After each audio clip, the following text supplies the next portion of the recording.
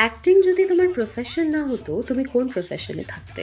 অন্য কিছু ভালো পারি না, অন্য একটা প্রফেশন তো আমার ছিল, বরং সেটা ছেড়েই আমি তো অ্যাক্টিংয়ে চলে এলাম। কাজেই আমার মনে হয় না আমি অন্য কোনো কাজ খুব একটা ভালো করে করতে পারি। অ্যাক্টিংটাও ভালো করে করতে পারি না সেটাও প্রমাণ সাপেক্ষ, সেটা মানুষ বলবেন।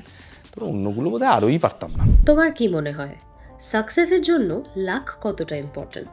লাক শব্দটা আমি এভাবে ব্যবহার করতে চাই না। আমার কাছে এটার সংজ্ঞাটা একটু আলাদা, ডেফিনেশনটা আলাদা, যে তোমাকে সবসময় প্রস্তুত থাকতে হবে যে কোনো সুযোগ যখন তোমার কাছে আসবে সেই সুযোগে সদ্ব্যবহার করার জন্য যা যা দরকার, সময়, পরিশ্রম, তোমার সেই স্কিল বা সেই সময় রেডি থাকাটা, এইটা তোমাকে থাকতে হবে। সেইটাকে অনেক সময় অনেকে লাকের আন্ডারে বলে। ধরো আমি উদাহরণ দিচ্ছি, ঠিক এমন একটা সময় এমন একটা অফার এলো একজন অভিনেতার কাছে, যেটা দারুণ হয়ে গেল, কিন্তু সেই অভিনেতা যদি সেটার জন্য প্রস্তুত না থাকে মানসিক, শারীরিক, স্কিল ওয়াইজ, তাহলে তো সে কোনো কাজেই লাগাতে পারবে না। তো সেই ক্ষেত্রে আমার মনে হয় এটা খুব এই টাইমিংটা খুব ইম্পর্টেন্ট।